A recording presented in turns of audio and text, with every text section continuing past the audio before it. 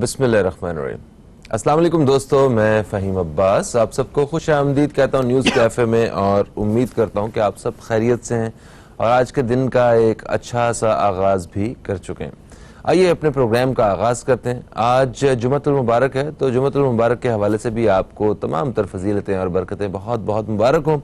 Programme کا موضوع ہم نے جو آج چنا ہے وہ ہے حسد اور نظر بد کے حوالے سے، یعنی کہ آج ہم اپنے مہمانوں سے بہت سی معلومات حاصل کرنے والے ہیں اور بہت سی رہنمائی حاصل کرنے والے ہیں ایک بہتر زندگی کے حوالے سے، حسد اور نظر بد زندگی کے حوالے سے۔ چلیے ذرا میں آتا ہوں ذرا سوشل میڈیا کی طرف۔ سوشل میڈیا پاکستان میں یا جہاں بھی ہمیں آپ لوگ دیکھ رہے ہیں دنیا بھر میں، ایسے بہت ہی کم لوگ ہوں گے جو سوشل میڈیا کو استعمال نہیں کرتے ہوں گے، بلکہ میں نے کچھ دن پہلے سنا کہ میرے ایک دوست بتا رہے تھے کہ ان کے کوئی جاننے والے ہیں، وہ اپنے کتوں اور بلیوں سے اتنا پیار کرتے ہیں کہ ان کے بھی انہوں نے فیس بک اکاؤنٹس بنائے ہوئے ہیں کہ ان کی ساری تصاویر وغیرہ لگاتے ہیں اور لوگ دیکھتے ہیں انہیں۔ ہر شخص اس وقت سوشل میڈیا استعمال کرتا ہے، اور ہمارا رات کو آنکھ بند ہونے سے پہلے آخری کام اپنے فون کو چیک کرنا، اور آنکھ کھلنے کے بعد سب سے پہلا کام فون کو چیک کرنا ہے۔ یہ میجورٹی جو ایک سروے ہے اس کے مطابق میں بتا رہا ہوں۔ ہم اپنی ساری معلومات خود فیس بک پہ ڈالتے ہیں، انسٹاگرام پہ ڈالتے ہیں، ٹویٹر پہ ڈالتے ہیں، جو ہمارے خیالات ہیں، جو ہمارے بارے میں ہو رہا ہے وہ سب کچھ ڈالتے ہیں، مگر اس میں ہماری کوشش ہوتی ہے کہ ہم صرف اچھا لکھیں، لوگ ہمیں دیکھیں اور لوگ ہماری تعریف کرتے رہیں، لوگ ہماری تعریفوں کے پل باندھتے رہیں۔ ہمیں کتنے لوگوں نے پسند کیا، کتنے لوگوں نے لائک کیا، کتنے لوگوں نے اس پہ کمنٹ کیا، اور اسی کے ساتھ جو ہے پورا دن گزرتا جاتا ہے۔ اور جب اس سے تھوڑا ہٹ کے دیکھیں تو کچھ رشتہ دار ویڈیوز دیکھتے ہم کئی گھنٹے اپنے زندگی کے ضائع کر دیتے ہیں۔ خیر، یہ تو ایک طرف ہم یہ بھی فرض سمجھتے ہیں کہ ہم نے کیا کھایا ہے، ہم اس کی بھی تصویر لگائیں گے، اور ہماری فیملی میں کون کون ہے ان کی آج کوئی بھی ایونٹ ہوا ہے تو اس کی بھی ساری تصاویر ہم سارے لوگوں کے ساتھ شیئر کریں گے جن کو ہم جانتے تک نہیں۔ اتنا سارا کچھ سامنے رکھنے کے بعد ہم کہتے ہیں کہ لوگ ہم سے حسد کرتے ہیں۔ ہم تو لوگوں کو اپنی زندگی کا وہ پہلو دکھا رہے تھے جو مکمل زندگی نہیں تھی، جس میں صرف یہ ہم امپیکٹ دے رہے تھے کہ ہم بہت ہیپی ہیں، بہت خوش ہیں، بہت ایک تعجشات سے بھری ہوئی زندگی گزار رہے ہیں، مگر حقیقت میں تو ایسا نہیں تھا۔ تو لوگ آپ سے حسد کرنا شروع ہو جاتے ہیں۔ یہ ایک سوشل میڈیا ایک پہلو ہے حسد کے حوالے سے، دور جدید کے حوالے سے۔ ہم نے کہا آج ذرا اس بارے میں بھی بات کریں گے ہم لوگ۔ اور نظر بد، ہم بری نظر جو ہے وہ کسی پہ رکھ لیتے ہیں، کسی کو دیکھتے ہیں تو ایک برا محسوس کرنا شروع ہو جاتے ہیں اس کے بارے میں۔ تو اس بارے میں بھی آج ہم اپنے پروگرام میں بات کرنے والے ہیں۔ اچھا، اگر ہم مطالعہ کریں دین اسلام کا، ہماری تاریخ کا، تو اس میں حضرت محمد صلی اللہ علیہ وسلم نے بھی حسد سے بچنے کی تاکید کی ہے، جس کا مطلب ہے کہ رسول پاک صلی اللہ علیہ وسلم کے دور میں بھی حسد کیا جاتا تھا، حسد تھا۔ آخر یہ کیا ہوتا ہے اور یہ مطلب کس طرح اس کی پرورش ہوتی ہے ہمارے دلوں میں؟ ہم اپنے آپ کو ایک اچھا انسان بنانے کی کوشش کرتے ہیں، اور یہ کس طرح ہماری نظر لگ جاتی ہے کسی کو، کس طرح ہم کسی سے حسد کر لیتے ہیں، یا کوئی کیسے ہمارا اپنا کیسے ہم سے اپنے کی نظر کیسے لگ سکتی ہے، اور کیسے کوئی ہم سے حسد کر سکتا ہے۔ ان سارے پہلوؤں پہ آج ہم روشنی ڈالیں گے۔ میرے ساتھ جو اسٹوڈیو میں مہمان شخصیات موجود ہیں، یہ دونوں مہمان شخصیات اسلامک اسکالرز ہیں، اور علماء کرام سے آج ہم اس حوالے سے بات کریں گے۔ سب سے پہلے میں تعارف کرواؤں گا، میرے ساتھ موجود ہیں جناب مفتی شمیم خان صاحب۔ آپ کو خوش آمدید کہتے ہیں۔ السلام علیکم، کیسے ہیں مفتی صاحب؟ وعلیکم السلام ورحمۃ اللہ۔ جی الحمدللہ رب العالمین، ماشاءاللہ۔ اور میرے ساتھ جو دوسرے مہمان موجود ہیں یہ ہیں علامہ صادق نقشبندی صاحب۔ ہم آپ کو بھی خوش آمدید کہتے ہیں۔ علامہ صاحب کیسے ہیں آپ؟ الحمدللہ آپ خیریت سے ہیں؟ الحمدللہ میں بھی بالکل اچھا ہوں، خوش ہوں ماشاءاللہ۔ اچھا جی، شمیم صاحب، سوشل میڈیا ایک نیا پہلو میرا خیال ہے اس حوالے سے تیار ہو چکا ہے، حسد کے حوالے سے اور نظر بد کے حوالے سے، تو آپ اس سے کس حد تک اتفاق کرتے ہیں؟ اعوذ باللہ من الشیطان الرجیم، بسم اللہ الرحمن الرحیم۔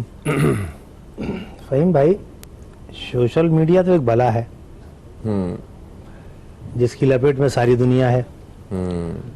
जब इब्लीस को रांदे दरगाह किया गया और उसने जो वक्त मांगा उसे दिया गया, तो उसने अर्ज की कि रब्बुल आलमीन मैं तेरे बंदों को वरगलाऊंगा।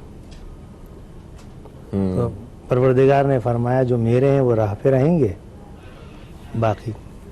अब आप ये बताइए मुझे, आप मुझसे ज़्यादा सोशल मीडिया को जानते हैं कि हर शख्स अगर उसकी 24 घंटे का एवरेज निकालें तो 8 घंटे तो माइनस हो गए नींद के, जी 16 बचते हैं, उसमें से वो कुछ घंटे ज़रूर सोशल मीडिया पर लगाता है। वो वक्त ना वो अपने रोज़गार पे लगाता है, ना अपने कारोबार पे लगाता है, ना अपनी फैमिली को देता है, ना अपने मजहब को देता है, ना दीन समझने को, वो टोटल उस पर खेल रहा होता है। बाज़ लोग तो दिन भर इसी पे लगे होते हैं, कोई काम ही नहीं है। बाज़ घंटे, 2 घंटे, 3 घंटे। एक एवरेज अगर शख्स थोड़ा एक्टिव है तो उसके पास सोशल मीडिया पर 2, 4, 5 हज़ार मैसेज का आना नामुमकिन बात नहीं है। ये कम से कम बता रहा हूँ, वरना मैंने जो हाल देखा है इस पर, मैं इन फ़ोनों पर, तो अब देखने की नौबत ही नहीं है, छोड़ देते हैं, मत देखो। और उसका कुछ हासिल भी नहीं होता, ना उसमें इल्म मिल रहा होता है, ना उसमें कोई सोर्स ऑफ इनकम आपका बढ़ रहा होता है, ना आपके बच्चों की तरबियत उससे हो रही होती है। तो ये तो वक्त का ज़िया है। और शैतान ने जिस तरह उसने अल्लाह के हुजूर में अर्ज़ की थी ना, तो वो उस पर कारबंद है, मैं तो ये समझता हूँ। अच्छा, चीज़ काम की है। VCR बना था इसलिए कि उसके ज़रिए एजुकेशन दी जाएगी। मैं मतलब लेक्चर्स रिकॉर्ड करके बच्चे सुनते रहेंगे, उनको तालीम अपनी रिपीटिशन में आसानी, जैसे हम जब लेक्चर सुनते थे तो रिकॉर्ड कर लेते थे, रिकॉर्डिंग छोटी छोटी डिवाइस होती थी। आज से 40 साल, 50 साल, 60 साल पहले भी ये चीज़ें थी, तो फिर उनको रिपीट सुनते थे तो इससे इल्म में पुख्तगी आती थी। सही, ये इस्तेमाल आज भी इसका हो सकता है और कुछ बच्चे करते भी हैं, लेकिन मोस्टली नहीं है। तो ये तो जिस कदर मवाद है उसके ऊपर अगर उसका पॉजिटिव इस्तेमाल किया जाए तो बहुत अच्छा है। आपको जिस बड़े प्रोफेसर्स के लेक्चर चाहिए मिल जाएंगे, जिसने इल्म हासिल करना है, बिल्कुल, जिस हवाले से जिसका लेक्चर चाहिए। एग्जैक्टली, ये आपकी जात है, ये आपकी जात है कि आप अपनी जात को किस फायदे में, किस तरह से सोशल मीडिया से फायदा लेना चाहते हैं। तो ये तो हमारा जाती फेल है, लेकिन हम इसको वक्त को जाया कर रहे हैं। नंबर 1 जो बात थी सोशल मीडिया की हो गई। अब आप आए हसद की तरफ, यही है मौजू आपका? जी हाँ, पहले हसद। देखिए, सरकार दो आलम सल्लल्लाहु ताला अलैहि वसल्लम के दौर में भी हसद था, और जब से सैयदना आदम अलैहिस्सलाम इस दुनिया में तशरीफ लाए और पहली लड़ाई जो हुई है 2 भाइयों में, तो वो भी तो हसद ही था ना, या कुछ और था? ये हाबिल और काबिल, हाबिल और काबिल किस लिए लड़ाई हुई थी? एक मामला तो हसद आ गया ना कि इसकी मेरी क्यों नहीं। पहली देखिए, मैंने पॉइंट किया है, ठीक है, तो हसद आ चुका। सही है। अच्छा, हसद किससे होता है? हसद उससे होता है जिस पर अल्लाह सुब्हानहू व तआला की मेहरबानियां होती हैं। यस, अब समझिए, मेरी बात समझ में आ रही है? हसद किससे होता है? मैं अगर आपसे हसद करूंगा इस बात में कि यार सोशल मीडिया पे फ़हीम तो यहाँ बैठ के रोज़ प्रोग्राम करते हैं, मुझे तो ये फैसिलिटीज़ हासिल नहीं है, तो क्यों है ये फ़हीम के पास? एक छोटी सी मिसाल दे रहा हूँ, इसमें फ़हीम टारगेट नहीं है, एक जनरल। तो फ़हीम पर अल्लाह सुब्हानहू व तआला का करम है कि उनको एक मकाम मिल गया, या कोई भी शख्स, और सामने वाले को नहीं मिला, तो वो हसद करता है। तो ये है अल्लाह की तक़सीम जिस पर नहीं, जिस पर हसद उससे किया जाता है जिस पर अल्लाह की बड़ी मेहरबानियां होती हैं। ठीक है, जिसके पास कुछ है ही नहीं, आप उससे हसद करते हो। तो जिस पे अल्लाह ताला की मेहरबानियां होती है, फिर उसको नुकसान, तो उसको नुकसान इसलिए होता है। अब मैं वहीं आ रहा हूँ ना, ये एक हिस्सा है कि जिससे हसद हो रहा है, पहले तो जो हासिदीन के लिए, जो जिससे हसद किया जा रहा है, मसलन अगर मैं फ़हीम भाई की मिसाल दूं कि आप समझते हैं लोग आपसे हसद कर रहे हैं, तो आप सजदा शुक्र अदा कीजिए कि आपको रब्बुल आलमीन ने इस कदर नवाजा है कि लोगों में आपसे हसद आ गया, तो आप पर अल्लाह सुब्हानहू व तआला की मेहरबानियाँ ज़्यादा है। ये एक मिसाल दे रहा हूँ। अब जो हासिदीन है, मेरे आका और मौला सल्लल्लाहु अलैहि वसल्लम के लिए यहूदियों ने एक टीम तैयार की। वो टीम क्या थी कि वो नज़र, यानी जिसको नज़र भर के उन्होंने देख लिया उसका काम हो जाता था। यानी ऐसी नज़र लगती थी कि वो शख्स अलील हो गया, बीमार हो गया और मुश्किलात में, यानी ये वो नज़र बद देखने के मखसूस गुरोह बना हुआ था। तो यहूदियों ने उनकी खिदमत हासिल की और सरकार के पीछे कि बस तुम ان کو دیکھو، ان کو تکلیف پہنچاؤ، نقصان پہنچاؤ. تو قرآن پاک کی ایک آیت بھی ہے اس بارے میں جس کا ترجمہ یہ ہے کہ آپ کو اس طرح دیکھتے ہیں اور یہ آپ کو نقصان پہنچانا چاہتے ہیں، آپ سے حسد کرتے ہیں، لیکن اللہ سبحانہ و تعالیٰ سب سے بڑا ہے. تو پھر سیدنا جبرائیل علیہ السلام آ کر آپ پر دم کرتے تھے. اچھا، وہ بھی آیت ہے قرآن پاک کی کہ سیدنا جبرائیل آ کر آپ پر دم کرتے تھے اور آپ کو پھر دم سکھایا. اور آپ اللہ سبحانہ و تعالیٰ نے یہ جو 2 آخری آیتیں اتاری ہیں، کون سی؟ سورہ فلق اور سورہ ناس، جنہیں معوذتین کہتے ہیں. تو اللہ سبحانہ و تعالیٰ نے اتاری اسی لیے ہیں کہ آپ یہ پڑھ کے دم کر دیں، ختم ہو گیا. سبحان اللہ. یعنی کہ یہ حسد اور نظر یہ بالکل ایگزسٹ کرتی ہیں یہ چیزیں، اور اس کا حل بھی ایگزسٹ کرتا ہے، اور وہ دین اسلام میں بہت آسان طریقے سے موجود ہے. ایک وقفے کی طرف بڑھ رہے ہیں جی، وقفے سے واپس آتے ہیں تو علامہ صادق نقشبندی ہے جو ہمارے ساتھ موجود ہے، ان کی رائے ہم اس حوالے سے حاصل کریں گے. کہیں مت جائیے، اب تک دیکھتے رہیے نیوز کیفے، دیکھتے رہیے. بیک آپ دیکھ رہے ہیں نیوز کیفے، میں ہوں فہیم عباس، اور آج ہم اسٹوڈیو میں اپنے مہمانوں کے ساتھ جس موضوع پہ بات کر رہے ہیں وہ ہے حسد اور نظر بد. تو وقفے سے پہلے ہم نے مفتی شمیم خان صاحب سے تفصیل سے اس حوالے سے جانا کہ آخر یہ کیا ہے اور یہ کب سے ہے، انہوں نے یہ بھی بیان کیا. ابھی علامہ صادق نقشبندی صاحب کی طرف بڑھتے ہیں. علامہ صاحب، آپ کس طرح دیکھتے ہیں ان سارے معاملات کو؟ حسد ہوتا ہے لوگوں کو، اور اگر ہم بھی اگر کسی سے حسد کرتے ہیں نہ چاہتے ہوئے، اگر ہمارے اندر حسد والی کیفیت پیدا ہوتی ہے تو وہ کیا ہوتا ہے، وہ معاملہ وہ کیوں پیدا ہوتا ہے؟ ذرا اس طرف آ کے اور اس کا تھوڑا سا ترتیب بہتر کرنے کی کوشش کیجیے گا تاکہ ہماری زندگیوں میں یہ جو ایک بری چیز ہے یہ نکل جائے. بڑا اچھا آپ کو سوال ہے ماشاءاللہ. مفتی شمیم صاحب نے بڑی اچھی وضاحت فرمائی ماشاءاللہ. میں یہ عرض کروں گا کہ اگر حسد کی ابتدا دیکھی جائے تو حابیل قابل سے بھی پہلے ہے، اور وہ حابیل قابل سے پہلے تو شیطان نے حسد کیا تھا نا حضرت آدم علیہ السلام سے، کہ اس نے حسد کیا کہ بھئی میں جو ہوں وہ انا خیر منہ، میں ان سے بہتر ہوں، اور یہ جو ہے وہ مٹی سے بنے. تو یہ بھی ایک حسد کا وہ تھا. اور حسد کا اصل جو معاملہ ہے وہ ہے سامنے والی کی نعمت اس سے چھن جائے، اس کو جو لیول ملا، اس کو جو مقام ملا، اس سے چھن جائے. اس کو ملا کیوں ہے؟ اور قرآن کہتا ہے اس بارے میں کہ ام یحسدون الناس علی ما آتاہم اللہ من فضلہ، کہ یہ لوگ حسد کرتے ہیں اس چیز پر جو اللہ نے اپنے فضل سے ان کو عطا فرمایا.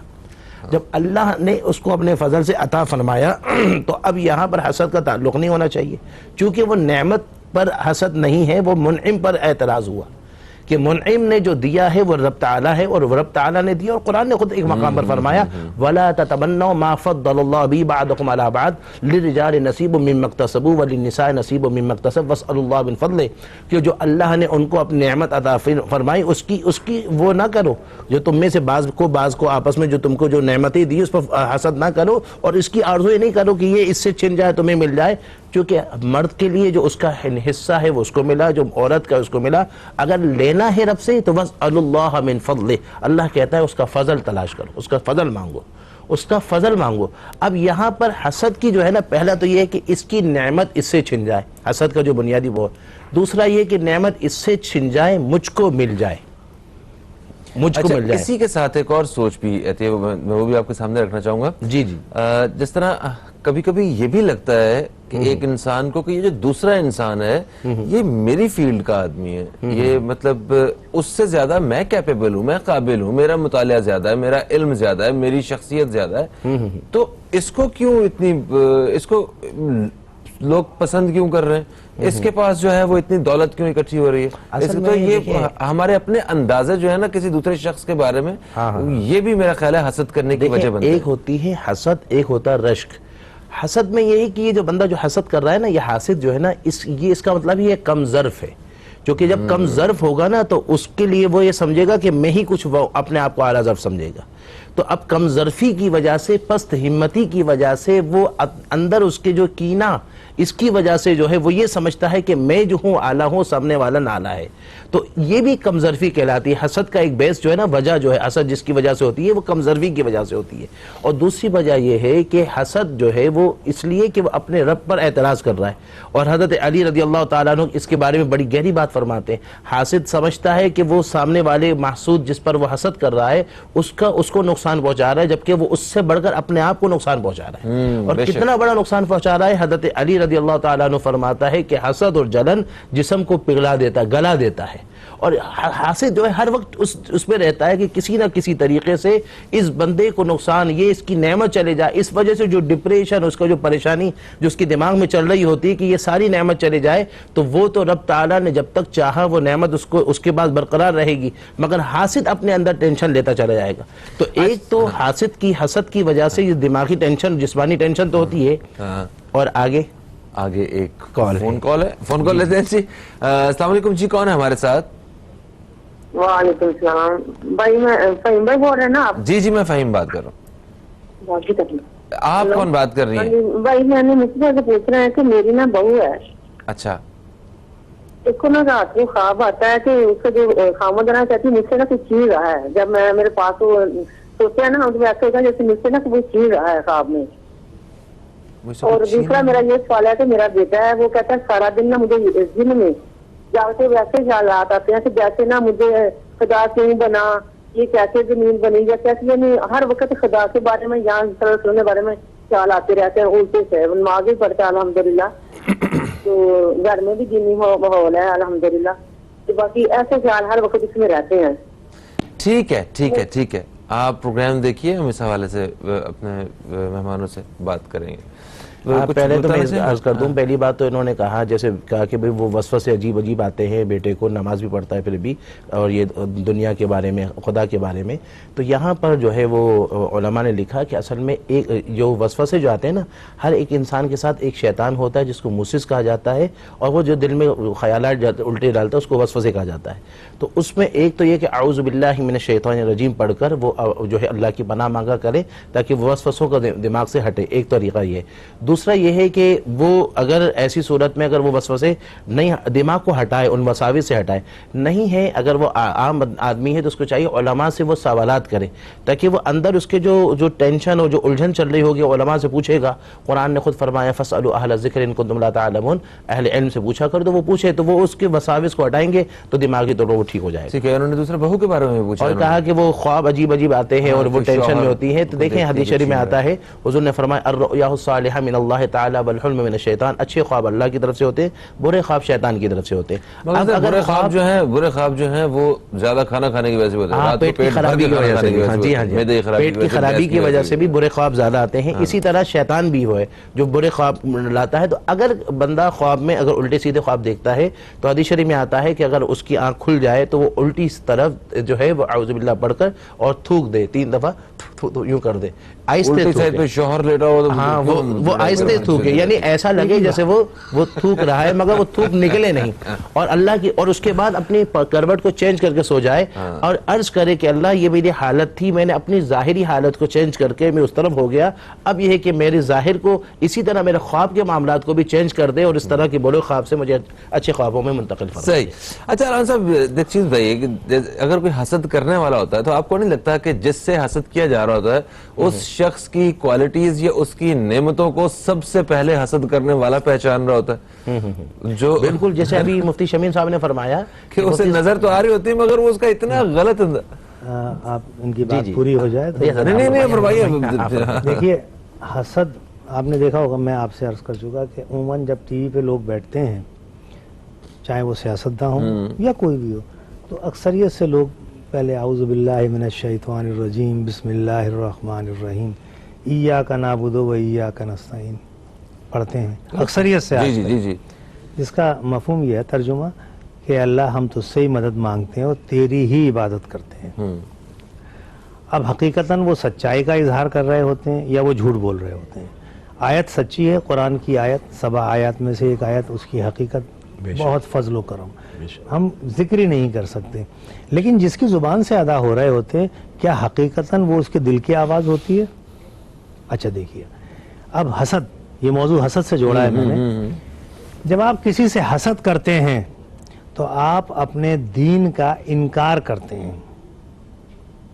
ابھی لا رہا ہوں میں آپ کو اس پوائنٹ میں. جب آپ کسی سے حسد کرتے ہیں تو اللہ وحدہ لا شریک لہ پر جو آپ ایمان رکھتے ہیں آپ انکار کرتے ہو کہ میرا ایمان تجھ پہ نہیں ہے. کیوں نہیں ہے؟ کہ جو تقسیم تو نے کی ہے میں اسے مانتا ہی نہیں ہوں. Yes. आप समझ रहे हैं? जी जी You get it my point? हाँ, सही है, सही है, सही कि है। आपको मेरे रब ने जो कुछ दिया है मुझे वो एक्सेप्टेबल नहीं है, इसलिए तो तकलीफ हो रही है उसे। इसलिए मुझे तकलीफ हो रही है हाँ। और मैं आपसे हसद कर रहा हूं। तो मैंने अपने रब का इनकार कर दिया ना, हाँ हाँ, मैं अपने रब से राजी कहाँ हुआ? वाह कितनी गहरी बात है ये। और मतलब कभी मतलब हम सोचते भी नहीं है इस हम पर, सोचते नहीं हैं लेकिन और मेरा पॉइंट यही है कि जो हम मैसेज देना चाहते हैं इस मीडिया के जरिए जहां हम बैठे हैं, कि हमारा पैगाम कि जब हम अपने रब से उसकी वहदानियत का इनकार कर रहे हैं, जरा सोचें, जिस दिन सोच लिया हसद करना छोड़ देंगे।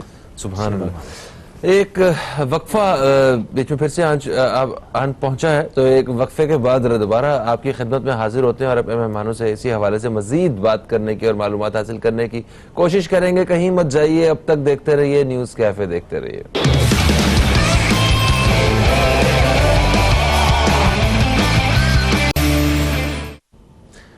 वेलकम बैक, आप देख रहे हैं न्यूज़ कैफे, मैं हूं फहीम अब्बास और हम अपने प्रोग्राम के इस हिस्से में हम बात कर रहे हैं हसद और नज़र बद के हवाले से।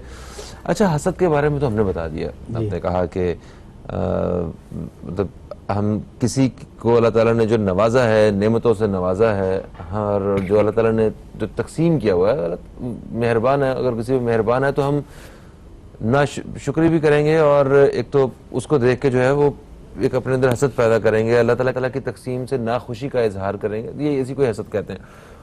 नजर बद क्या होता है? अच्छा, नजर बद पे आने से पहले बस एक, शायद मैं 30 सेकंड में बात पूरी जी जी जी। मुअव्वज़तैन में कुल औज़ु बिरब्बिल फलक, ठीक है, इसकी जो आखिरी आयत है, हासिदिन इज़ा हसद, वमिन शर्रि हासिदिन वमिन शर्रि हासिदिन इज़ा हसद, इसका तर्जुमा मैं कहूँगा असहाब से कि ज़रूर पढ़ें। एक बार फिर से रिपीट कर दीजिए। कुल औज़ु बिरब्बिल, सूरह मैं फलक, खाली वो आयत पढ़नी है। पढ़ दीजिए, और प्लीज आयत तिलावत जो कर है, दीजिए उसकी, पढ़ दीजिए। वमिन शर्रि हासिदिन इज़ा हसद जो है ना, जिसका माना है कि मैं अल्लाह की पनाह मांगता हूँ हर हासिद के शर से, जब वो हसद करे, जब वो हसद करे। किसकी पनाह? रब्बुल अल्लाह की आलमीन पनाह। से, ठीक है ना। इसे पढ़ें, इसका उर्दू तर्जुमा पढ़ें और समझें कि रब ने आपको कितनी बड़ी नेमत दी है। बेशक। अच्छा, अब नजर बद पर आ जाते हैं। सही।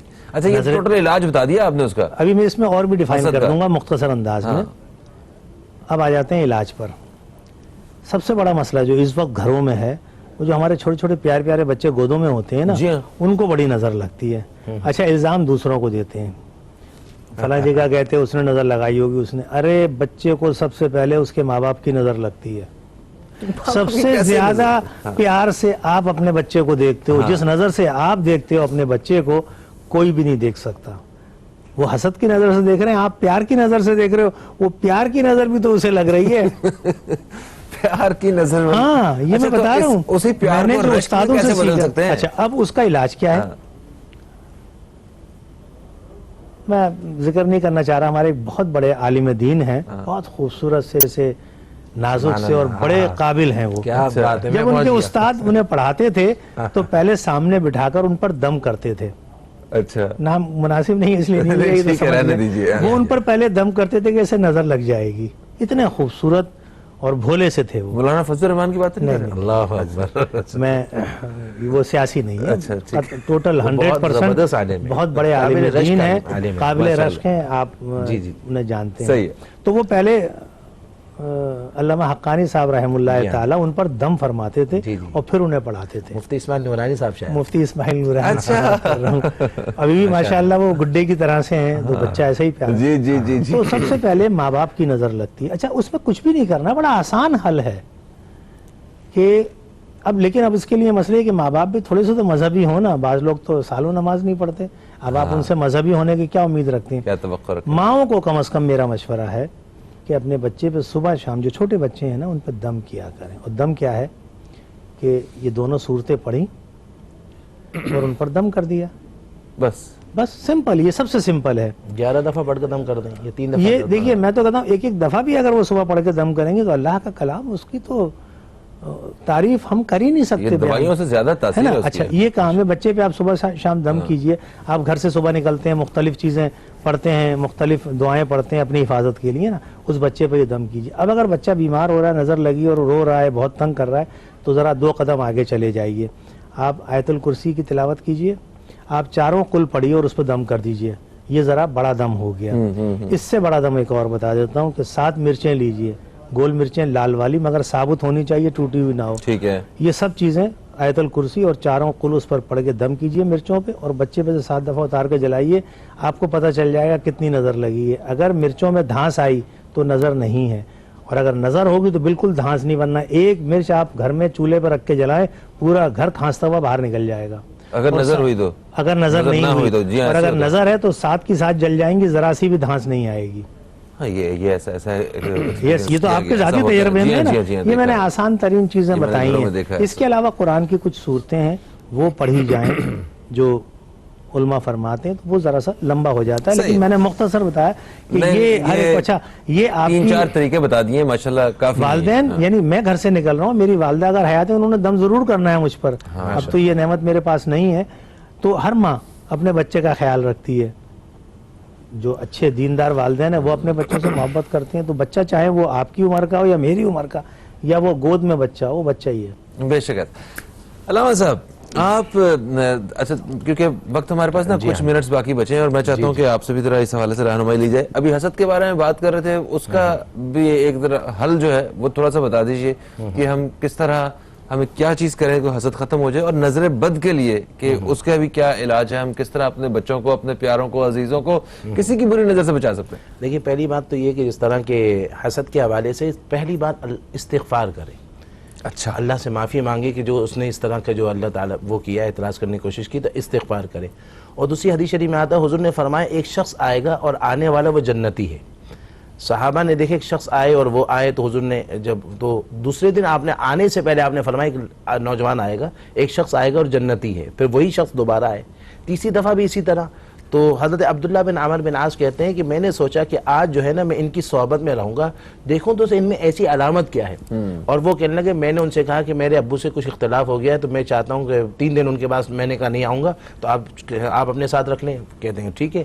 کہ نہیں, میں نے دیکھا وہ رات کو جو ہے وہ تھوڑی دیر عبادت کرتے, پھر آرام کرتے, ہاں موقع ملتا اللہ کا ذکر کرتے, کوئی خاص عبادت نہیں. 3 دن کے بعد جب جانے لگے تو عبداللہ بن عمر بن عاص کہتے ہیں کہ میں نے ان سے کہا کہ اصل بات یہ ہے کہ حضور نے یہ کہا تھا, تو ایسی کوئی خاص بات تو آپ نے نہیں دیکھی کہ آپ کے لیے حضور نے فرمایا جنتی ہے. تو جب وہ جانے لگے تو حضرت عبداللہ بن عمر, تو آپ نے فرمایا کہ بات یہ ہے کہ میں کبھی حسد نہیں کرتا ہوں. تو یہ ایک علامت مل گئی کہ اگر بندہ چاہتا ہے کہ جنتی بننے کا تو اس کا ایک بہترین. اور دوسرا دوسری بات یہ ہے کہ نظر کے حوالے سے اس کے باقاعدہ اسٹیپ بائی اسٹیپ, ہم سمجھتے ہیں خالی بچے کو نظر لگتی ہے, بچوں کے علاوہ حضور نے تو یہاں تک فرمایا العین حق تستنزل الحالقہ, فرمایا نظر جو ہے وہ پہاڑ سے نیچے گرا دیتی ہے. یعنی اتنی خطرناک ہے کہ نظر کا سچویشن الگ الگ ہوتی ہے نا. ابھی جیسے مفتی شمیم صاحب نے فرمایا, اچھا کیا کہنے سے نظر لگ سکتی ہے, جیسے یہ اصل میں آنکھوں کچھ بھی نہیں کہی, اصل میں دیکھیں آپ نے یوں دیکھا. دیکھیں, ایک تو چیز تو یہ ہے کہ ہم ویسے سارا دن کچھ نہ کچھ دیکھ ہی رہے ہیں, مطلب اگر کسی خوبصورت کو دیکھ لیا, کسی خوبصورت انسان کو دیکھ لیا, آپ نے کیا کہا, یہ اصل میں تو دیکھ کے ماشاءاللہ پڑھنا. ہاں ایک بات ہے, جیسے ایک صحابی باغ کے اندر تھے اور تیبند باندھے ہوئے تھے, نہا رہے تھے. حضرت عامر بن ربی, تو وہ نہا رہے تھے, تو کسی نے دیکھ کر کہا, سہل نام تھا, انہوں نے دیکھا, کہا کیا خوبصورت ہے. جب یہ کہا تو وہ وہیں گر گئے اور عجیب حالت ہو گئی. صحابہ کے بعد دوڑتے ہوئے یا رسول اللہ, حضور نے کہا کیا بتایا, تو آپ نے اس صحابی کو بلا کر کہا کہ تم نے کیوں نہیں کہا کہ اللہ برکت دے, تبارک اللہ. تو اگر کوئی چیز اچھی لگے تو یا تو بارک اللہ کہہ دینا چاہیے, یا تبارک اللہ کہنا چاہیے, یا ماشاء اللہ کہنا چاہیے. ان چیزوں کے کہنے سے نظر وہ بری نظر سے بچ جائے گا. اور اسی طرح جو ہے وہ نظر کے بارے میں تو حضور نے یہاں تک فرمایا کہ تدخل الرجل القبر وَتُدْخِلُ الْجَمَلَ الْقِدْرَ. حضور نے فرمایا کہ جو نظر جو ہوتا ہے نا, یہ بندے کو قبر تک پہنچا دیتی ہے. اللہ یہاں تک فرمایا, اور فرمایا کہ جو ہے وہ اونٹ کو جو ہے وہ ہانڈی تک پہنچا دیتی ہے. تو اسی لیے جو ہے وہ نظر سے بچنے کا ایک طریقہ یہ کہ اگر آپ کسی چیز کو دیکھ رہے ہیں اور اچھی چیز ہے تو آپ وہاں پر جو ہے وہ بارک اللہ کہہ دیں یا ماشاء اللہ کہتے ہیں. اسی طرح جو ہے نظر کے حضرت نے بہت وہ بتائے, سورہ کوثر کو بھی اگر پڑھ کر دم کیا جائے تو نظر وغیرہ ہٹتی ہے.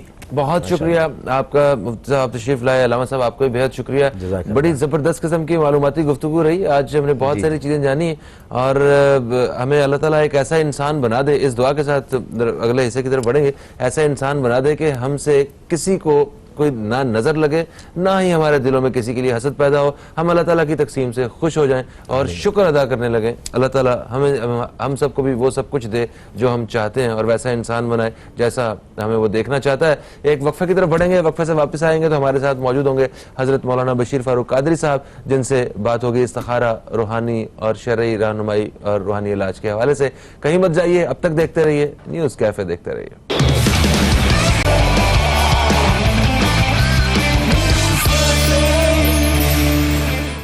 ویلکم بیک, آپ دیکھ رہے ہیں نیوز کیفے. میں ہوں فہیم عباس اور پروگرام کے دوسرے حصے میں ہم داخل ہو چکے ہیں. جمعہ کے دن پروگرام کے دوسرے حصے میں ہمارے ساتھ حضرت مولانا بشیر فاروق قادری صاحب موجود ہوتے ہیں, جن سے ہم استخارہ اور روحانی شرعی رہنمائی کے حوالے سے بات کرتے ہیں اور روحانی علاج کے حوالے سے بات کرتے ہیں. آپ اسٹوڈیو میں ہمارے ساتھ موجود ہیں, ہم آپ کو خوش آمدید کہتے ہیں. السلام علیکم, اور کیسے ہیں آپ؟ وعلیکم السلام ورحمۃ اللہ وبرکاتہ. الحمدللہ رب العالمین علی کل حال. ماشاءاللہ ماشاءاللہ. پروگرام کا آغاز کرنے سے پہلے میں دوستوں کو بتا دوں کہ آپ دوست کال کر سکتے ہیں. کال کر کے پروگرام میں اپنا سوال جو ہے وہ آپ ریکارڈ کروا سکتے ہیں. یہ نمبر سکرین پہ آپ کو نظر آ رہے ہیں. اس نمبر پہ, یہ نیلی پٹی میں جو نمبر ہے, اس پہ آپ نے کال کرنا ہے تو ڈائریکٹ آپ کا ہمارے پروگرام میں رابطہ ہو جائے گا. اور آپ استخارہ کے حوالے سے کچھ پوچھنا چاہتے ہیں, کچھ اپنا مسئلہ ہے, کچھ اس کے بارے میں رہنمائی حاصل کرنا چاہتے ہیں, کوئی کسی بھی قسم کا ایشو ہو سکتا ہے, وہ شراکت داری کے حوالے سے, کاروبار کے حوالے سے, آپ کے اپنا رشتہ داریوں کے حوالے سے, آپ شادیوں کے حوالے سے, نئے رشتوں کے حوالے سے, کسی بھی قسم کی رہنمائی, جہاں آپ دینی رہنمائی چاہتے ہیں تو اس کے لیے آپ ضرور کال کریں. سر, کل وزیر اعظم پاکستان جناب عمران خان صاحب نے ایک نئے مشن کا ایک آغاز کیا, ایسا لگا, ہنرمند پاکستان کے حوالے سے. میں آپ سے یہ سوال اس لیے کر رہا ہوں کہ آپ بھی اس حوالے سے, آپ کے اپنے سیلانی ویلفیئر انٹرنیشنل ٹرسٹ کے اپنے بہت سارے پروگرامز ہیں جس میں آپ عوام کو ہنرمند بنانے کے لیے خدمات جو ہیں وہ پیش کر رہے ہیں. تو آپ اس سارے تقریر کو کس طرح دیکھتے ہیں؟ بسم اللہ الرحمن الرحیم. سب سے پہلے تو میں ہمارے وزیر اعظم کو مبارکباد پیش کروں گا کہ یہ وہ کام جو مطلب یعنی کہ ہمارے پیارے آقا صلی اللہ تعالی وسلم کی سنت سے ہے, اس کام کا سرکار دو جہاں صلی اللہ علیہ وسلم کا کوئی امتی آغاز کرے تو اس کو مبارکباد دینی چاہیے. ٹھیک ہے, کیونکہ ہنرمند کے بارے میں حدیث کریمہ ہے کہ ہنرمند آدمی جو ہے وہ بھوکا نہیں مرے گا, خلاصہ حدیث کا. تو اور دنیا کے حالات ہمارے سامنے ہیں. جب دوسری جنگ عظیم ختم ہوئی تھی تو کوئی عمارت بچی تھی جاپان میں یا جرمنی میں, جو حالات ہوئے اور انہوں نے اپنے آپ کو ہنرمند بنایا. آج وہاں کا وزیر اعظم بھی جو ہے نا اس کو بھی بال کاٹنے آتے ہیں. واہ, سمجھے. تو مختصر کہنے کی بات یہ ہے کہ یہ جو لوگ ہیں اغیار عالم, یہ ہمارے نبی کی تاریخ کو پڑھتے ہیں صلی اللہ علیہ وسلم. انہوں نے ہمارے نبی کو پڑھا کہ نبی صلی اللہ علیہ وسلم کو جن کو یہ نبی مانتے ہیں ان کے کیا کیا کمالات ہیں. تو ہمارے نبی کا ہر لمحہ کمال ہے نا, بے شک, پیدائش سے لے کر دنیا میں سے ظاہری پردہ. اعلان نبوت سے پہلے بھی کمال تھا, اعلان نبوت کے بعد تو کمال در کمال ہو گیا.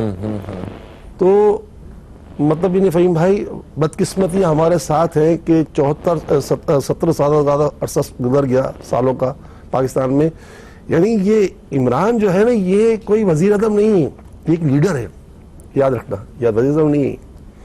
کیونکہ یہ جو کام کرنے آیا ہے نا, لوگ اس کو لاکھ گالیاں دیں, لاکھ اس کی ناکامیاں ہو جائے تو کوئی جو نہیں, لیکن یہ جو کام کر رہا ہے جو بنیادیں, یہ مضبوط بنیادیں ہیں.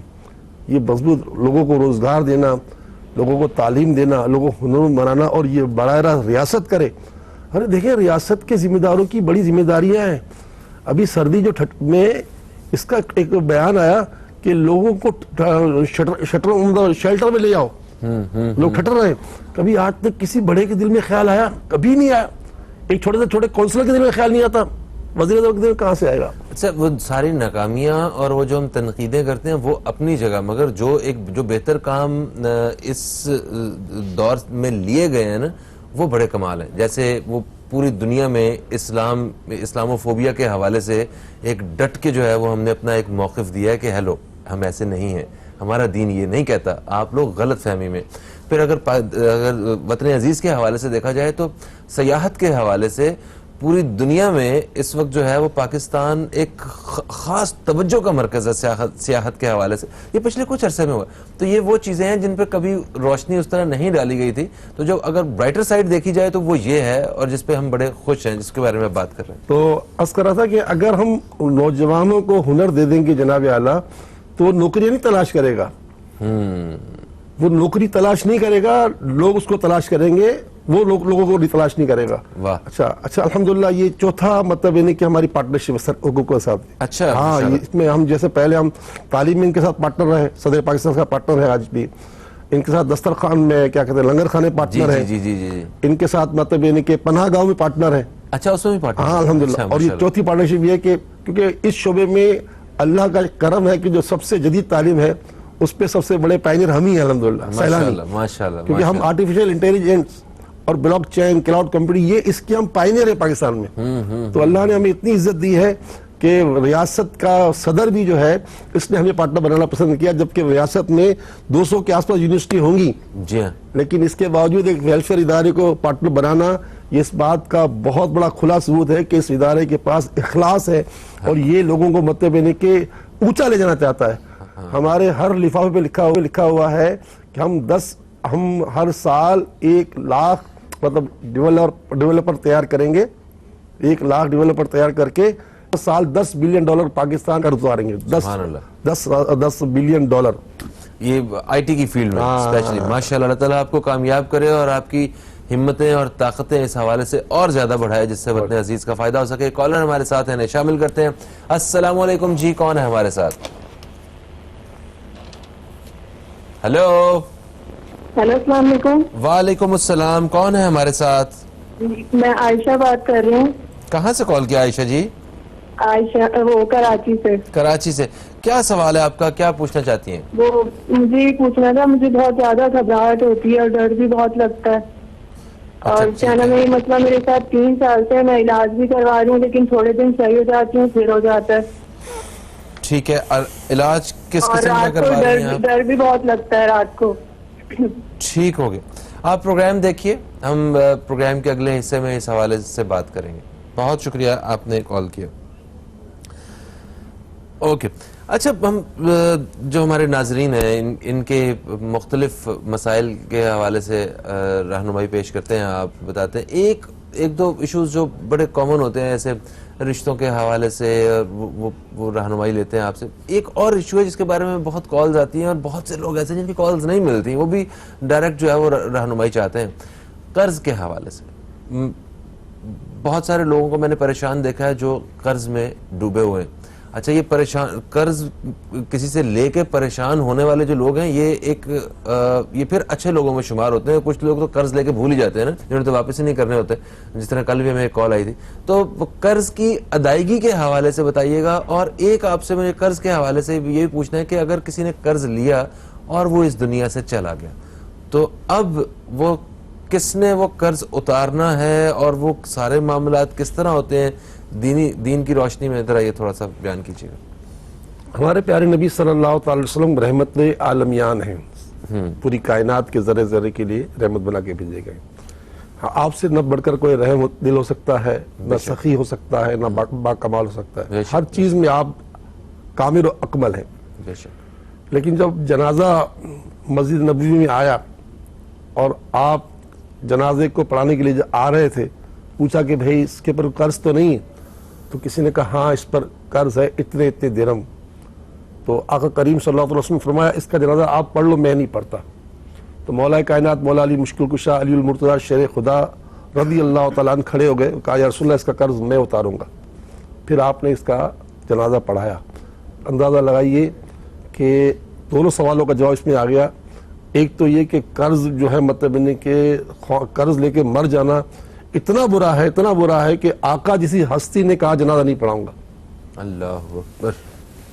اور دوسری بات یہ پتہ چلی کہ قرض مرنے کے بعد معاف نہیں ہو جاتا.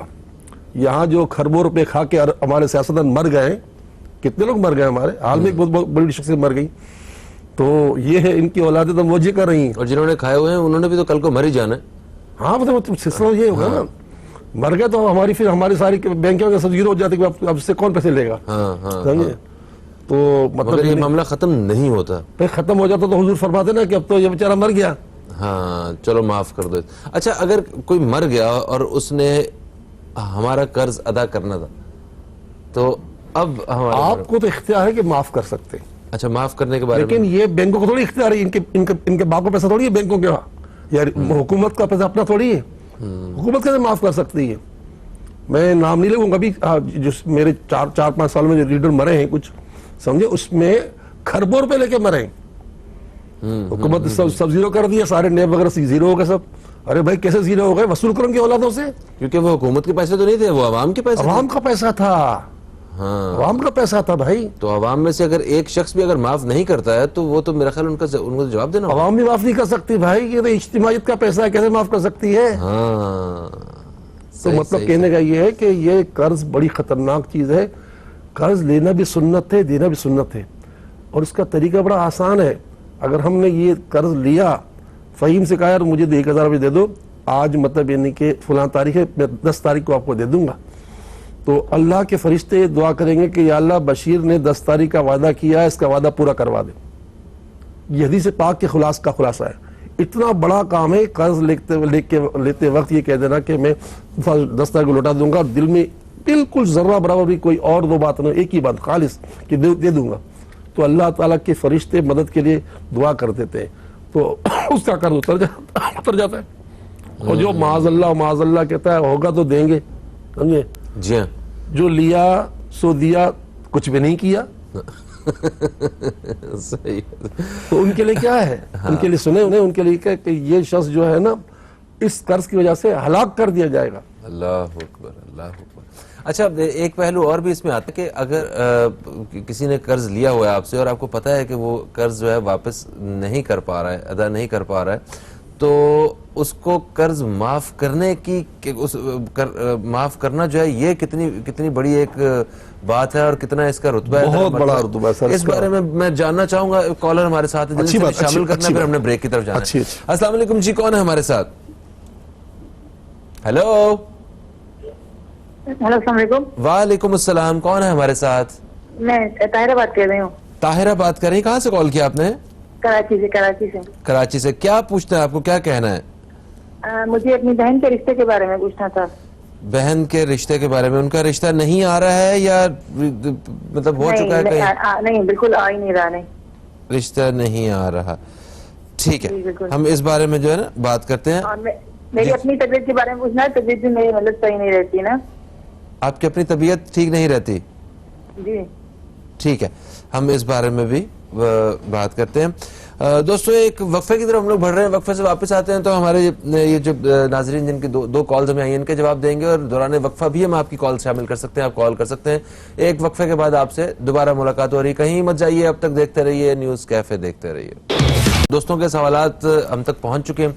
इससे पहले कि हम सवालात की तरफ आएँ, मैं चाहता हूँ मुख्तसरन जो हमने वक्फे से पहले एक जरा वो लिंक छोड़ा था, लोग उसका भी इंतजार कर रहे होंगे कर्ज के हवाले से, कि किसी को माफ कर देना जो है वो कितना बड़ा काम है, इस बारे में थोड़ा सा बता दीजिए और फिर आगे बढ़ते हैं। देखिए, दुनिया की जितनी तकलीफें हैं बहुत छोटी हैं, और क़यामत की तकलीफें जो है वो नाकाबिले बर्दाश्त हैं और ना खत्म होने वाली, और ना खत्म होने वाली भी बस। तो जिसने किसी मुसलमान को दुनिया में कर्ज से फारिग किया, उसे क़यामत की जो है ना बहुत बड़ी वहशतों से फारिग किया जाएगा। अच्छा, पता हो कि इस बंदे पे कर्ज है और ये आप कर्ज उसका अदा करके उसको कर्ज से छुड़वा सकते हैं, तो उसका अजर बता रहे हैं। मतलब दो सूरतों से, या तो आप अदा करके छुड़वा दें, या आपसे खुद डायरेक्ट लिया है तो आप माफ कर दें। ठीक है, बड़ा अजीम काम है, बहुत अजीम काम है, यानी अजीम तरीके में इसको शुमार किया गया माशाअल्लाह। और कुरान पाक में जिन लोगों को ज़कात दी जाए, उनमें से ये भी है, एक शख्स कर्ज में डूबा हुआ हो कर्ज में डूबा हो और उसके वो शरई फकीर हो, तो उसको आप ज़कात देकर उसका कर्ज उतरवा दें। अच्छा अच्छा, यानी कि ज़कात का एक बेहतरीन रास्ता उसको इस्तेमाल करने का ये भी है कि कर्जदार का कर्जा जो है वो अदा कर दिया जाए, उसको निकाल दिया जाए। अल्लाह ताला हम सबको हिम्मत दे कि हम किसी के कर्ज माफ करने की हमारे अंदर ताकत पैदा हो और किसी को कर्ज जो है वो छुड़वा सकें हम लोग, आमीन। और सबसे पहला सवाल, आयशा साहिबा ने कराची से मैं कॉल किया, उन्होंने कहा कि मुझे बहुत ज़्यादा घबराहट होती है और ڈر بھی بہت لگتا ہے. انہوں نے علاج بھی کروایا مگر معاملہ حل نہیں ہوا. میرا عائشہ بیٹا کوئی ایسی وجہ نہیں. عام طور پر ایسا سنتے ہیں کہ بھائی یہ جنات کے سائے وغیرہ سے ایسا ہو جاتا ہے, تو لیکن ان کے ساتھ ایسی کوئی بات نہیں ہے. یا حفیظو یا رقیبو یہ چلتے پھرتے پڑھتی رہا کریں, یا حفیظو یا رقیبو. حفیظ کے معنی حفاظت کرنے والا, رقیب کے معنی نگہبانی کرنے والا. یہ اللہ کے دو نام بغیر گنتی پڑھتی رہیں, انشاءاللہ تعالیٰ آپ کو کچھ بھی خوف باقی نہیں بچے گا. اور دوسری بات یہ کہ آپ کا تعلق کراچی سے ہے, کسی مرد کو بھیج دیں, یا آپ خود اگر تشریف لانا چاہیں پردے میں تو آپ تشریف لے آئیے, خواتین سے ملیے اور ہم آپ کو تعویذات دیں گے.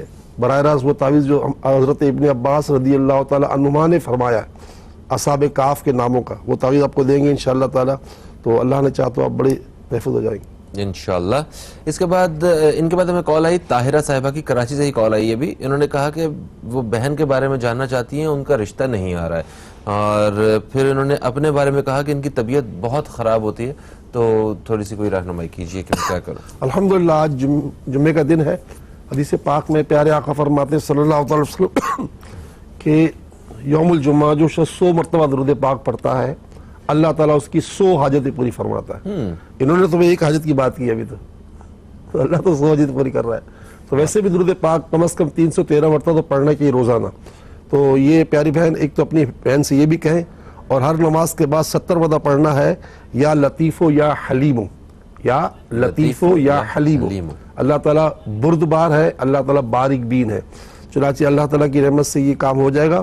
اور آپ اپنی صحت کے لیے جو ہے یا سلام و 70 مرتبہ پڑھا کریں. آپ کا تعلق بھی کراچی سے ہے, کسی کو برد کو بھیجیں تو انشاءاللہ قرآن پاک کی 14 آیتیں پانی میں گھول کر آپ کو بھیجوائیں گے.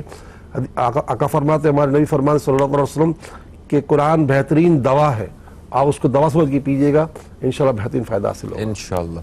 اچھا جی, پھر ہمیں ایک کال موصول ہوئی ہے لاہور سے حاشر صاحب کی. انہوں نے کہا کہ اگر کسی کو بہت زیادہ غصہ آئے تو اس کا کیا حال ہے؟ یہ تو طے شدہ بات ہے کہ غصہ فی نفسہ تو برا نہیں ہوتا, لیکن غصے کے اندر جو حرکت ہوتی ہے وہ حرام ہو جاتی ہیں. اچھا, ہاں, تو بہرحال یہ کہ اس کا بہت آسان نسخہ یہ ہے کہ 90 مرتبہ یا حمیدو یا حمیدو یا حمید, اللہ کا یہ نام جس کے معنی تعریف کی ہوئی ذات, یہ نام پڑھ کر پانی کے گلاس میں دم کر کے پانی دن میں 2-3 مرتبہ یہ عمل کریں. یا حمیدو پڑھنے میں مشکل سے 2-3 منٹ لگیں گے. یہ انشاءاللہ یہ 99 110 ٹائم آپ انشاءاللہ دیکھیے گا کہ بندے کے اندر نرمی آ جائے گی. اللہ تعالیٰ سب کی مشکل آسان فرمائے. اور جس گھر میں غصہ چلتا ہے تو اس کے لیے میں نے مشورہ دیا ہے کہ جمعے کے دن 1001 مرتبہ یا ودودو پڑھ کر نماز جمعہ کے بعد نمک کو چینی پر دم کر دیں, اور ہر ہفتے یہ کام کریں, پورا ہفتہ اسی نمک چینی کو استعمال کریں, سارے گھر والے نرم ہو جائیں گے انشاءاللہ. اچھا, ایک اور بھی تو غصے کے حوالے سے ریمیڈی جو بڑی پریکٹس کی جاتی ہے کہ اگر آپ کو غصہ آ رہا ہے, آپ کھڑے ہیں تو آپ بیٹھ جائیں, بیٹھے ہیں تو کھڑے ہو جائیں, اگر لیٹے ہوئے ہیں تو اٹھ کے بیٹھ جائیں. یہ تو حدیث سے پاک ثابت ہے, حدیث سے ثابت ہے. ہاں جی صاحب ہے, مطلب کیونکہ ایک مرتبہ حضرت ابو دردہ رضی اللہ تعالیٰ عنہ جو ہے نا وہ اپنے اونٹوں کو پانی پلانے کے لیے گئے, تو اب وہ مطلب یعنی کہ جو ہے نا بہت جلیل القدر صحابی ہیں. اچھا, ہم جیسے بہت سے اور لوگ بھی تھے, انہوں نے کیا کیا اتنی بھگدڑ مچائی کہ وہ حوض توڑ دیا, سمجھے. اچھا, تو ان کو بڑا جلال آیا, غصہ آیا, تو یہ ننگی زمین پر بیٹھ گئے. لوگوں کا یار اتنا بڑا صحابی, اور مطلب یعنی کہ یہ مطلب بیٹھ گیا. تو پھر انہوں نے بتایا کہ پیارے آقا صلی اللہ علیہ وسلم فرماتے ہیں کہ جس کو غصہ ہے نا تو کھڑا ہو تو بیٹھ جائے, اور بیٹھا ہو تو لیٹ جائے. اچھا, اور حدیث پاک یہ بھی آیا کہ غصہ ہو تو فوراً وضو کر لے, اور پانی بھی پلاتے ہیں. اور یہ حدیث پاک ہے کہ طاقت پہلوان وہ نہیں جو غصے میں آ کر کسی کو پچھاڑ دے, پہلوان وہ ہے جو غصے میں آ کر اپنے غصے کو پی جائے. سبحان اللہ, سبحان اللہ, کیا بات. لو جی, پھر ان کے بعد کال آتی ہے ہمیں ایک خاتون کی کراچی سے, اور انہوں نے یہ کہا ہے کہ مجھے پائلز کا ایشو ہے, ٹھیک ہے, اور بہت ایک سیویئر ایشو ہے. اس بارے میں بتائیے کہ کیا کوئی حل ہے؟ دیکھیں, یہ تو بات ہی نہ کریں, حل کیوں نہیں ہے, جب حدیث پاک میں میرے پیارے آقا یہ فرما چکے ہیں کہ اللہ تعالیٰ کوئی بیماری ایسی پیدا نہیں کرتا جس کا علاج ساتھ پیدا نہ کر دے. بے شک, بے شک. یہ لا علاج بیماری تو ہمارا جملہ ہے نا, ہم عوام کا جملہ ہے نا. ہم سے علاج اوجھل ہے. ہاں, ہم یہ کہتے ہیں لا علاج بیماری, علاج تو ہے, علاج تو اللہ رکھا ہے. تو بالکل بیٹا, جس بھی بہن نے ہمیں یہ بات کی ہے, ایک تو یہ کہ صبح فجر کی جو سنتیں ہیں اس میں پہلی رکعت میں سورہ علم نشرہ، ٹھیک ہے، اور دوسری رکعت میں سورہ علم ترى کیفا. یہ سورہ علم نشرہ پہلی رکعت میں اور دوسری رکعت میں سورہ علم ترى کیفا. یہ دو صورتوں کا جو ہے نا طریقہ کار استعمال کرے فجر کی نماز کی پہلی سنت میں. ٹھیک ہے. دو ہی سنتیں ہوتی، تو اس ایک عمل یہ بھی کرے. اور بقیہ یہ ہے کہ اللہ تعالیٰ کی رحمت سے یا عظیمو یا حیو، یا عظیمو یا حیو، یا حیو، یہ 70 مرتبہ پڑھ کر پانی میں دم کر کے پانی پی لیا کریں. اللہ تعالیٰ کی عطا سے، اس کے کرم سے بہت فائدہ ہوگا. چاہے تو آپ نے کراچی سے کال کی ہے، ہم سے خط کے ذریعے منگا سکتے ہیں، اور کسی کو بندے کو بھیج دو گے تو فائدہ یہ ہوگا کہ ہم قرآن پاک کی آیتیں پانی گھول کے دے دیں گے. ایک بوٹی آتی ہے جسے ہم کہتے ہیں پنیر بوٹی، وہ ہم الحمدللہ فی سبیل اللہ لوگوں کو بانٹتے ہیں. تو اگر وہ آئیں گے تو وہ بھی دے دیں گے ان کو. اس کا استعمال بڑا فائدہ مند. اسے اطباء کہتے ہیں کہ یہ مطلب تخم حیات ہے. اچھا، اس کو اطباء یہ کہتے ہیں. ہر شخص اپنی زبان میں بولتا ہے نا. ہاں ہاں ہاں ہاں ہاں. اچھا، طب کی نظر میں بڑی اس کی اہمیت ہے. بہت بڑی. صحیح، ٹھیک ہے جناب. اور پھر ہمیں کال آئی ہے کراچی سے مینا صاحبہ کی. ٹھیک ہے، انہوں نے کہا کہ وہ شوہر کے لیے استخارہ کروانا چاہتی ہیں کیونکہ ان کے شوہر ٹرانسپورٹ کا کام شروع کرنا چاہ رہے ہیں. انہیں کرنا چاہیے یا نہیں کرنا چاہیے؟ وہ تھوڑے سے وہ کنفیوز بھی ہیں، تو استخارہ کر کے رہنمائی کر دیجیے. جی بیٹا، جواب تو یہ ہے کہ اشارہ یہ ہے کہ کیا جا سکتا ہے. اچھا، کیا جا سکتا ہے. اللہ کا نام لیں اور بسم اللہ کریں. یہی ہے. ٹھیک ہو گیا. کالر ہمارے ساتھ ہے، انہیں شامل کرتے ہیں. السلام علیکم جی، کون ہے ہمارے ساتھ؟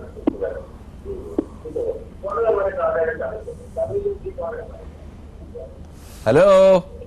ہلو، السلام علیکم. وعلیکم السلام. ٹی وی کا والیوم کم کر دیجئے اور اپنا سوال بتا دیجئے کیا ہے. ہاں، میں بتاؤں آپ کو سوال. جی جی. ہاں، ہلو، السلام علیکم. وعلیکم السلام. ٹی وی کا والیوم بند کر دیجئے. نہیں آتے. جی جی، اب بتائیے. دیکھیں، ہمیں بڑا دکھ ہوتا ہے جب ہمیں آپ کی کال ڈراپ کرنی پڑتی ہے. میری 5 بیٹی ہیں، آپس میں لڑائی ہوتی رہتی ہے. پہلا سوال میں سمجھ گیا ہوں. 5 بچے ہیں، ان کی آپس میں لڑائیاں ہوتی ہیں. پہلا سوال تھا رشتے نہیں آتے. 5 بیٹیاں ہیں. پہلا سوال یہ تھا کہ بچی کو رشتے نہیں آتے. اچھا. پھر سوال تھا کہ 5 بیٹیاں ہیں، لڑتی ہیں آپس میں. ہاں، بچے لڑائی ہوتی ہے. آخری میں لڑکی کا رشتہ نہیں آتا. سوری، پھر سے بتائیے گا.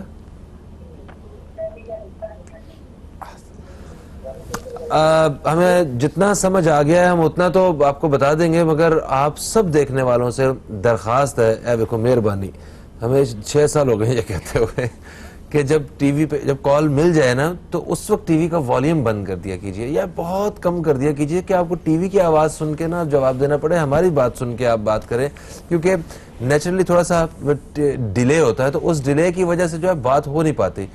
ٹھیک ہے، اوکے. رشتوں کے حوالے سے عوام جو ہیں وہ پریشان ہیں، تو یہ صرف انہی کہیں نہیں، بہت سے لوگوں کا ہے، تو ہم تقریباً ہر ہی پروگرام میں وہ اس بارے میں ذکر کرتے ہیں.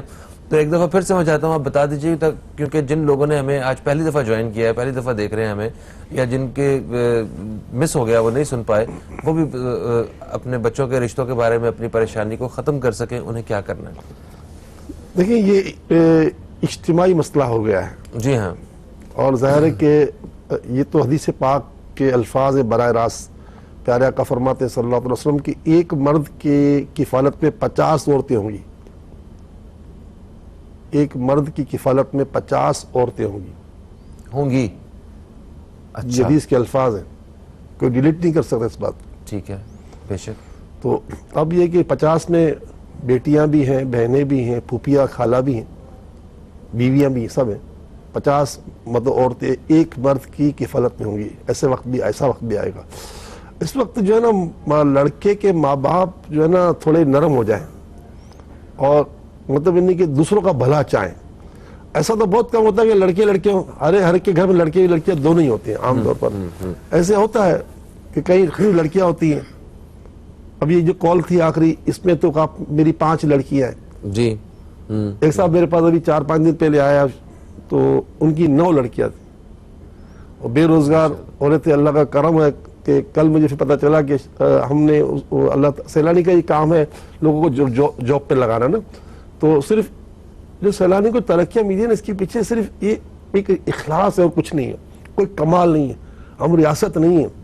یہ الگ بات ہے کہ جب ایوان صدر میں اسپیچ کی ہمارے صدر پاکستان نے تو یہ کہا کہ یہ سیلانی جو ہے نا یہ ایک ویلفیئر اسٹیٹ کی طرح کام کر رہا، جو ان کے ورڈز ہیں آج بھی موجود ہیں. یہ اچیومنٹ ہے، یہ غیبی مدد ہے، یہ صداقت پر ہے، اخلاص پر ہے.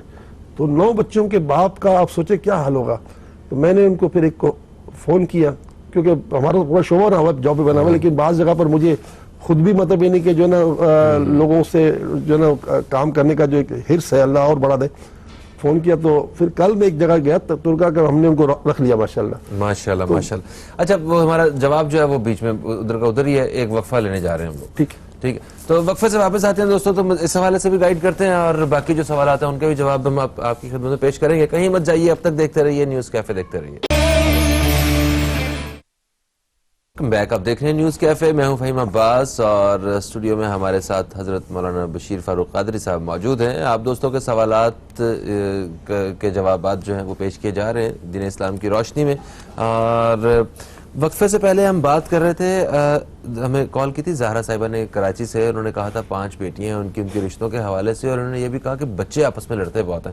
تو آپ بتا رہے تھے کہ وہ آپ کی کچھ دن پہلے ایک ملاقات ایسی بھی ہوئی کہ جس کے گھر میں 9 بیٹیاں تھیں، گھر رحمت سے بھرا ہوا تھا اور ان کے پاس مگر نوکری نہیں تھی، مگر ان کی نوکری بھی ہو گئی ماشاءاللہ وسرانی کے مطلب سبب سے. تو ان کے بارے میں کیا کہیں گے، یہ 5 بیٹیاں، شادیاں اور لڑائی جھگڑا؟ بس اللہ تعالیٰ ویسے بچیاں جو ہے نا اس کو رحمت کہا گیا ہے، لڑکیوں کو رحمت کہا گیا ہے، زحمت نہیں ہے.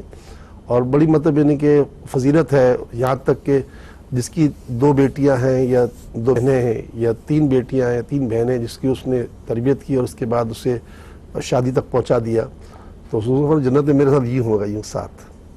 اتنی قربت انگلی سے ملا کے فرمائی، نشانہ دی. اتنی بڑی ہمارے آقا نے حوصلہ افزائی کی ہے ان لوگوں کو جو اپنی بچیوں کی، اپنی بہنوں کی جو ہے نا مرمری پرورش کرتے ہیں، صحیح، اچھی تربیت کر کے ان کی شادیوں کی فکر کرتے ہیں.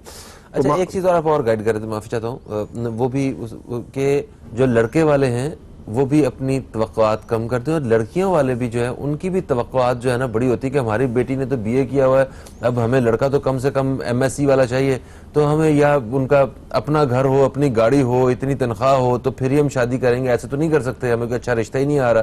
تو یہ بھی تو شکایات ہیں. دونوں طرف سے تو معاملہ تو دونوں طرف سے خراب ہے، لیکن بہرحال ہے کہ جب اسلام سے دور رہیں گے تو خرابی خراب ہے.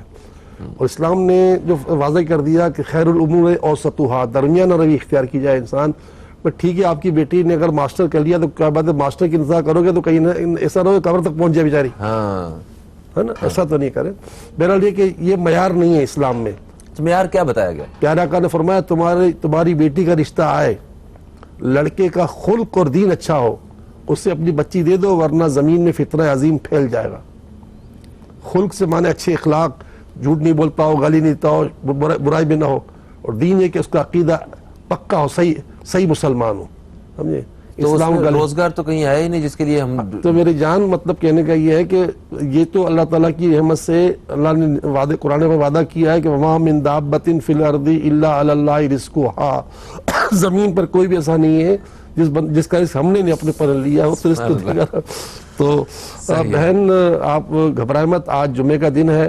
پیارے آقا فرماتے صلی اللہ علیہ وسلم کی جو شخص جمعے کے دن 100 مرتبہ درود پاک پڑھتا ہے اللہ اس کی 100 حاجتیں پوری فرماتا ہے. ایک تو آپ بچوں سے کہیں کہ وہ روزانہ 313 مرتبہ درود شریف پڑھا کریں جن کی شادیوں کی عمریں آگ ہو چکی ہیں، تو اس سے انشاءاللہ ثواب بھی ملے گا اور بڑی بڑی حاجتیں پوری ہوں گی.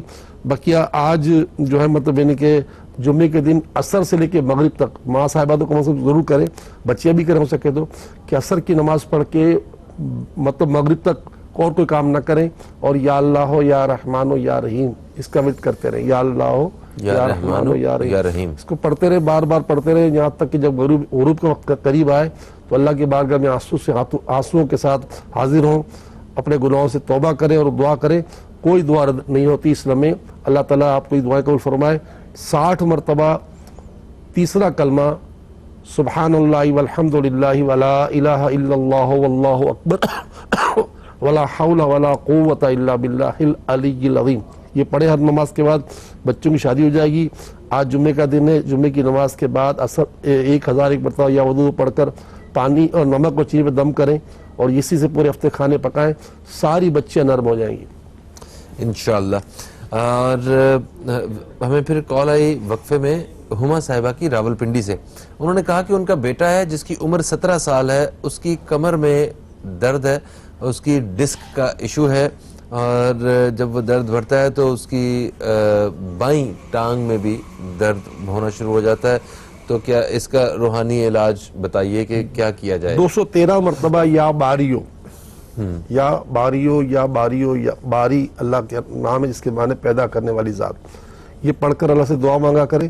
اور اسلام آباد میں پنڈی میں رہنے والوں کے لیے بڑا ایزی ہے کہ وہ گیگا مال چلے جائیں, وہاں ہمارا دفتر بنا ہوا ہے, مطلب آؤٹ لیٹ ہے, وہاں سے تعویذات وغیرہ نقش وغیرہ سب مل جائیں گے انشاءاللہ. اچھا جی, پھر ہمیں ایک اور کال آئی, یہ آخری کال ہے. ناہید صاحبہ نے ہمیں کال کیا راول پنڈی سے. انہوں نے کہا کہ پلاٹ کا مسئلہ ہے ان کے. انہوں نے ایک پلاٹ خریدا تھا جس پہ کسی نے قبضہ کر لیا ہے. یہ بہت پریشان ہیں, اولاد بھی نہیں ہے, اور کہتے ہیں ہم دونوں میاں بیوی جو ہیں بوڑھے ہو گئے ہیں, ہم اپنا گھر چاہتے ہیں. کیا یہ پلاٹ والا مسئلہ حل ہو جائے گا؟ اپنا گھر مل جائے گا ہمیں؟ 114 مرتبہ یا وہابو یا وہابو یا وہاب, اللہ کا یہ نام پڑھیں. وہاب کے معنی سب کچھ دینے والا, ذاتی گھر بھی عطا فرما دے گا, اور اس پلاٹ کا جو آپ کا حق ہے وہ بھی دلوا دے گا. کسی نے کسی کی زمین پر ایک بالشت قبضہ کر لیا, ایک بالش کتنا ہوتا ہے؟ 7 پوری زمینیں, 7 زمینیں, یہ قیامت کے روز ایک ہار بنا کر قدرت اللہ بنائے گا, اس کے گلے میں ڈال دے گا. اتنا بڑا عذاب ہے, اتنا بڑا عذاب ہے جس کو انتہا نہیں قبضہ کر لینا. اور یہاں تو قبضے چل رہے ہوتے ہیں, مافیا ہیں پورے. وہ پھر اچھا, اینٹی انکروچمنٹ والے جتنے بھی ہیں, اچھے لوگ تو ہر جگہ ہوتے ہوں گے, لیکن مطلب یہ نہیں کہ ان کے پاس بھی جاؤ نا. میرا تو واسطہ پڑا ہے, لوگ تو میرے پاس بڑا حسن زن کے لے کر آتے ہیں کہ یار اس کا تو وزیر اعظم دوست ہے, کوئی صدری دوست ہے, سب کرا دے گا, سمجھے. خیر اپنی تو اوقات ٹکے کی ہے بھی نہیں, ہوگی بھی نہیں, سب اللہ تعالیٰ کی مدد ہے. میں نے بڑے بڑے سرکاری ذمہ داروں کے پاس بھیجا ہے لوگوں کو, بڑے نام نہیں لوگا, کہاں وہ کچھ نہیں ہوا. اور جن کا قبضہ ہے وہ قبضہ قائم ہو, کیونکہ ان کے پاس سیاسی طاقت ہے. اور ہمارے ہاں تو مطلب یعنی کہ کچھ چلتا ہی نہیں ہے طاقتوروں کے سامنے. یہ کیا مطلب یعنی کہ پولیس اور کیا دیگر کچھ بھی نہیں چلتا. اللہ تعالیٰ آسانیاں فرمائے سب کے لیے. اچھا حضرت, ایک چیز اور ذرا بیان کیجیے گا. یہاں پہ ہماری سوسائٹی میں ہر شخص کی, تقریباً ہر شخص کی ایک ہی خواہش ہے کہ وہ دولت مند ہو جائے اور وہ تعیشات سے بھری ہوئی زندگی گزارے. ٹھیک ہے, یہ اس خواہش کو رکھنا کس حد تک مطلب مناسب ہے؟